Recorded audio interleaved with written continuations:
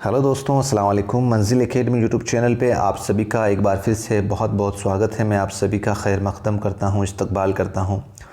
दोस्तों, मंजिल academy YouTube channel आपकी जो मंजिल है, चाहे रीट एग्ज़ाम हो, चाहे सीटेट एग्ज़ाम हो, चाहे किसी भी स्टेट का टेट एग्ज़ाम हो या उर्दू कॉम्पिटिटिव का कोई भी उर्दू लैंग्वेज से संबंधित कोई कॉम्पिटिशन हो, उसकी मंजिल तक पहुँचाने के लिए हम लगातार प्रयासरत हैं। दोस्तों, जो आप अगर वीडियो को पहली बार देख रहे हैं तो पहले तो बराए मेहरबानी चैनल को सब्सक्राइब करें, और अगर आप सब्सक्राइब ना भी करें और सचमुच आप अपना टॉपिक पढ़ना चाहते हैं, वास्तव में आप सिलेबस अपने पास रखें। उस सिलेबस को हमारी जो प्लेलिस्ट बनाई हुई है उससे मिलान करें, और जो भी विषय वस्तु आप उससे मिलान करके पढ़ेंगे, इंशाल्लाह मैं आपको भरोसा दिलाता हूँ, निश्चित रूप से आपको गारंटेड आपको उस चैप्टर से सवालात मिलेंगे। ठीक है दोस्तों, तो अब बिना देर किए हम आज की क्लास शुरू करते हैं। दोस्तों, हम उर्दू नसर की किस्में पढ़ रहे थे, और जिसके अंदर हमने दास्तान, अफसाना, ड्रामा और नावल, ये सब उर्दू नसर की किस्में हैं, इसको हमने पढ़ लिया है। और आज एक नया टॉपिक उर्दू नसर का हम लेके आए हैं, उसको बोलते हैं खाका, यानी कि खाका निगारी। ये भी उर्दू नसर की एक बेहतरीन सिनफ है, इसका भी हमें अध्ययन करना है। तो शुरू करते हैं आज की क्लास बिना देर किए। इस्तिलाही माना में लफ्ज़ खाका अंग्रेज़ी लफ्ज़ स्केच का तर्जुमा है। किसका तर्जुमा है दोस्तों? खाका स्केच का तर्जुमा है। शख्स खाके के लिए अंग्रेज़ी में पेन पोर्ट्रेट या पर्सनल स्केच की इस्तिलाहें भी इस्तेमाल की गई है, और आजकल खाका ही इस्तिलाह राइज होती है। आपको इसमें से साथियों इतना ही समझना है, जो खाका है, जो खाका निगारी होती है, वो अंग्रेज़ी लफ्ज़ स्केच से तैयार स्केच का तर्जुमा है। आपने देखा होगा जब कोई मुजरिम जुर्म करता है और वो कहीं भाग जाता है या उसको कहीं वो दिखाई नहीं, जब वो जुल्म करके भाग जाता है तो उसका कुछ चश्मदीदों की जिन्होंने उसको एक बार देखा हो, कुछ चश्मदीद होते हैं उस घटना के वक्त, उनको जब बुलाकर उनका हुलिया पूछा जाता है तो उनके बताए हुए हुलिये के आधार पर एक जनाब होते हैं जो इनका स्केच बनाते हैं, उनके बताए हुए हुलिये के ऊपर कि भाई उनकी नाक ऐसी थी, उसके बाल ऐसे थे, इस तरीके से उसका एक स्केच बनाया जाता है, उसका एक खाका बनाया जाता है। समझ में आ गया दोस्तों? खाके से मुराद ऐसी नसरी तहरीर है, वही लिखी हुई। देखो दोस्तों, नसर और नज़म का मैं और आपको बता दूं, वैसे मैंने इसके ऊपर अच्छा सा एक पूरा वीडियो एक वीडियो बनाया है। पूरा नसर को अलग बांटा है और नज़म को अलग बांटा है। अगर आप वो वीडियो देख लेंगे तो नसर की कौन सी किस्में आती है, नज़म की कौन सी किस्में आती हैं, ये आपके ज़िंदगी में दोबारा कंफ्यूज नहीं होगा। तो आपको ये चैप्टर देखना है तो उर्दू नसर और नज़म का एक वीडियो बनाया हुआ है, उसको आप ज़रूर देखें। तो खाका से मुराद ऐसी नसरी तहरीर है जिसमें किसी शख्स की तन्हाई या अकेलापन और ज़ाहिरी खुसूसियात को इस अंदाज़ में बयान किया जाता है कि उसकी मुकम्मल तस्वीर आँखों के सामने आ जाए। यानी कि एक ऐसी सिनफ जिसमें किसी शख्स की सीरत, शख्सियत, रफ्तार व गुफ्तार, खूबियाँ व खामियाँ और तर्ज़ ज़िंदगी की चलती फिरती और जीती जागती तस्वीरें इशारों, किनायों और एजाज़ व इख्तिसार के साथ पेश किया जाए। इतनी आसान भाषा में मैंने इसको लिख दिया है दोस्तों, आपको कुछ भी कन्फ्यूज़न नहीं होगा। कहने का मतलब दोस्तों, खाके से मुराद किसी भी शख्सियत की, कोई भी शख्स है, उसकी तन्हाई का जिक्र किया जा सकता है, उसके अकेलेपन का, वो भी मुख्तसर अंदाज में, ठीक है। और या जैसे मान लो कि उसका जो अंदाज़, जो उसकी तन्हाई का या अकेलेपन का है, उसको इस तरीके से मुकम्मल तस्वीर, उसको इस तरीके से पेश किया जाएगा कि उसकी एक तस्वीर जो है वो हमारी आंखों के सामने आ जाएगी।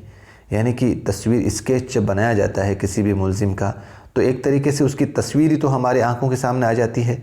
तो इस तरीके से खाका निगारी के अंदर भी किसी भी व्यक्ति का जब खाका लिखा जाता है, तो जब हम उस खाके को पढ़ते हैं तो उस खाके को पढ़ते वक्त जिसका खाका हम पढ़ रहे हैं, उसकी तस्वीर ऐसा लगता है जैसे वो हमारे सामने हो। इस तरीके से खाका निगारी की जाती है। खाके का मकसद उसके मुतालिक शख्सियत की ज़ाहिरी और बातिनी खुसूसियात में से ऐसी खुसूसियात बयान की जा सके जो उसकी पहचान का ज़रिया हो। इसमें वाक़यात तरतीब से नहीं लिखे जाते बल्कि सिर्फ शख्सियत के किसी पहलू को उजागर करते हैं और खाके में शख्सियत की खूबियाँ और खामियाँ दोनों बयान की जाती हैं। दोस्तों, आपके इसी पाठ्यक्रम में एक और आएगा सवाने हयात। सवाने हयात और खाका निगारी, इन दोनों में सिर्फ इतना ही तो फ़र्क है दोस्तों। सवाने हयात में तो पूरी ज़िंदगी का बयान किया जाता है, लेकिन खाका निगारी के अंदर उस शख्स के सिर्फ या तो उसकी अच्छाइयों को बयान किया जाता है जो उसकी पहचान का ज़रिया बने, या उसकी अपने खामियों को बयान किया जाता है। समझ में आ गया दोस्तों।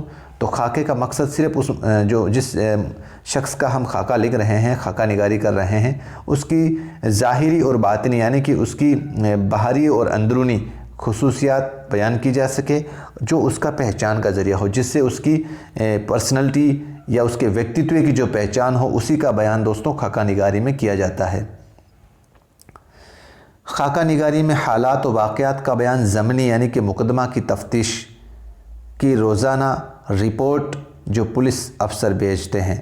ज़मनी का मतलब क्या होता है? ज़मनी का मतलब इसीलिए मैंने कोष्टक में लिखा है कि आपको ये लफ्ज़ परेशान ना करे। ज़मनी का मतलब वैसे तो होता है मुकदमा की तफ्तीश की रोज़ाना रिपोर्ट जो पुलिस अफसर भेजते हैं ना, उसको ज़मनी कहते हैं। तो खाका निगारी में हालात और वाक़यात का बयान ज़मनी तौर पर किया जाता है जो शख्सियत के किसी पहलू को उजागर करते हैं, और खाका निगार किसी शख्सियत से मुतासिर होकर उसका खाका ज़रूर लिखता है, लेकिन उसकी तहरीर से मरवियत यानी डरा हुआ का इजहार नहीं करता।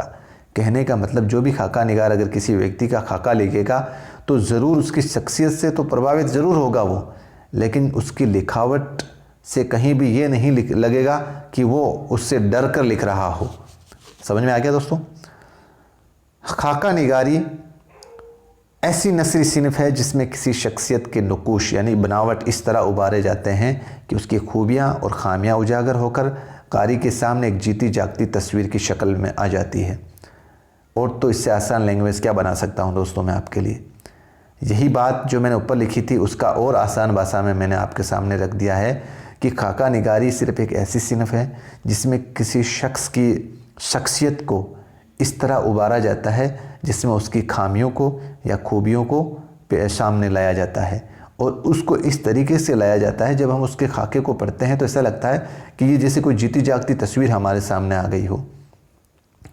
जैसे हम कुछ खाका देखते हैं, मुजतबा हुसैन का खाका है आदमी नामा, निदा फाजली का है मुलाकातें, और सौदा का है कोतवाल, और सरशार का खाका है फ़ौजी, अनवर ज़हीर का खाका है मत सहल हमी जानो वग़ैरह, ये मशहूर खाका हैं।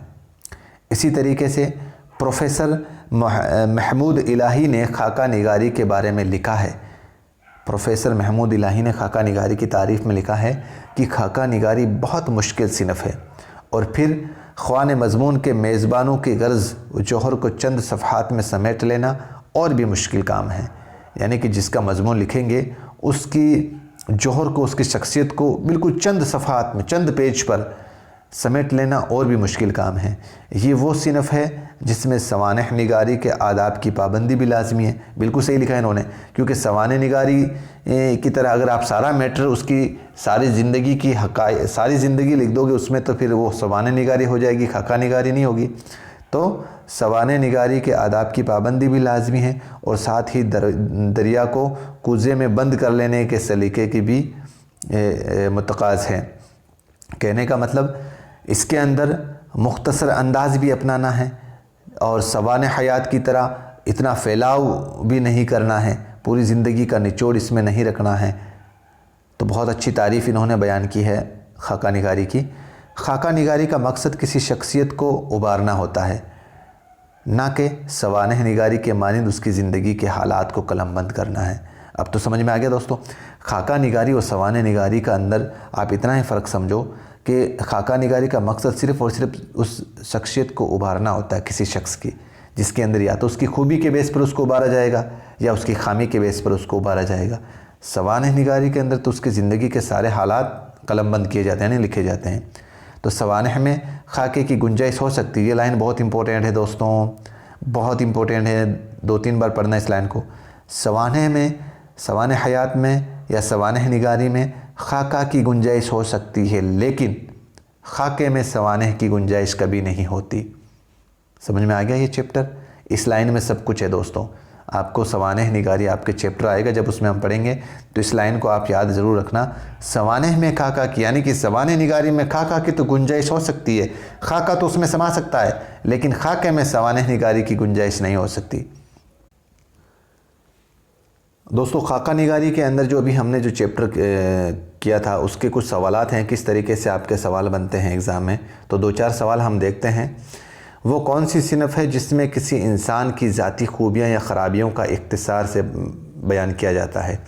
देखो दोस्तों, इंसान की ज़ाती खूबियों यानी कि उसकी खुद की पर्सनल खूबियों या ख़राबियों का मुख्तसर अंदाज में बयान किया जाता है, तो वो कौन सी है दोस्तों? वो खाका निगारी है, क्योंकि सवानह निगारी के अंदर तो पूरी ज़िंदगी का बयान किया जाएगा इसके अंदर तो।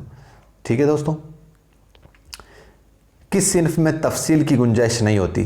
तफसील देखो, तो इसका राइट आंसर है दोस्तों खाका निगारी के अंदर, क्योंकि देखो मजमून में भी आप तफसील के साथ लिख सकते हो, नावल में भी आप तफसील के साथ लिख सकते हो, और अफसाना में भी आप तफसील के साथ लिख सकते हो।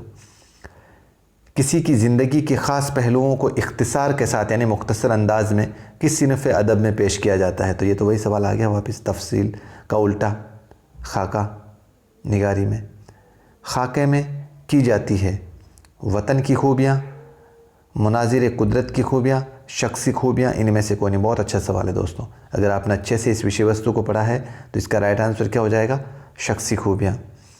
डिप्टी नज़ीर अहमद का खाका किसने लिखा? डिप्टी नज़ीर अहमद का खाका फ़रहतुल्लाह बेग ने लिखा था दोस्तों। किसने लिखा? फ़रहतुल्लाह बेग ने। तो इस तरीके से खाका निगारी में ज़्यादा वैसे सवाल बनने वाले थे, वो आपको मैंने आपके सामने रखे हैं। तो उम्मीद करता हूँ ये आपको लेक्चर पसंद आया होगा। तो ये अगर वास्तव में आपको चैप्टर पसंद आया है तो बराए मेहरबानी इस चैनल को ज़रूर लाइक करें। अब दीजिए मुझे इजाज़त, मिलते हैं एक नई वीडियो के साथ। अस्सलाम वालेकुम, खुदा हाफिज़, जय हिंद, जय भारत।